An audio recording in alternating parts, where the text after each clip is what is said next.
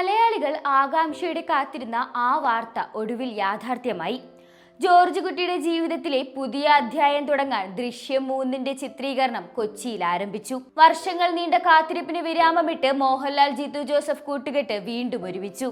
മലയാള സിനിമയിൽ ഒരു തരംഗം തന്നെ സൃഷ്ടിച്ച ദൃശ്യം പരമ്പരയുടെ 3ാം ഭാഗമാണ് ഇപ്പോൾ ഒരുങ്ങുന്നത്. പൂന്തോട്ടത്തിലോ കോളേജിൽ വെച്ചോ നടന്ന ലളിതമായ ചടങ്ങോടെയാണ് സിനിമയുടെ ചിത്രീകരണത്തിന് തുടക്കമായത്. സംവിധായകൻ ജിത്തു ജോസഫും നായകൻ മോഹൻലാലും നിർമ്മാതാവ് ആന്റണി പെരുമ്പാവൂരും ചടങ്ങിൽ സന്നിഹിതരായിരുന്നു. ചടങ്ങിനിടെ മാധ്യമങ്ങളെ കണ്ട മോഹൻലാൽ ദൃശ്യം 3നോടുള്ള പ്രേക്ഷകരുടെ സ്നേഹത്തെക്കുറിച്ച് വാചാലനായി. ജോർജ് കുട്ടി എന്തെങ്കിലും കുഴപ്പമുണ്ടാക്കും, പേടിക്കണ്ട എന്ന അദ്ദേഹത്തിന്റെ വാക്കുകൾ നിറഞ്ഞ ചിരിയോടെയാണ് എല്ലാവരും കേട്ടത്.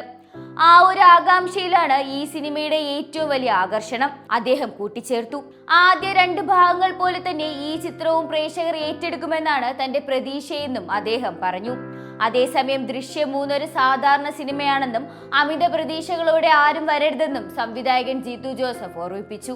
ജോർജ് കുട്ടിയുടെയും കുടുംബത്തിന്റെയും 4.5 വർഷത്തിന് ശേഷമുള്ള ജീവിതത്തെക്കുറിച്ചാണ് സിനിമ പറയുന്നതെന്നും ഇതൊരു ത്രില്ലറിനേക്കാൾ ഉപരി ഒരു ഫാമിലി ഡ്രാമയാണെന്നും അദ്ദേഹം വ്യക്തമാക്കി.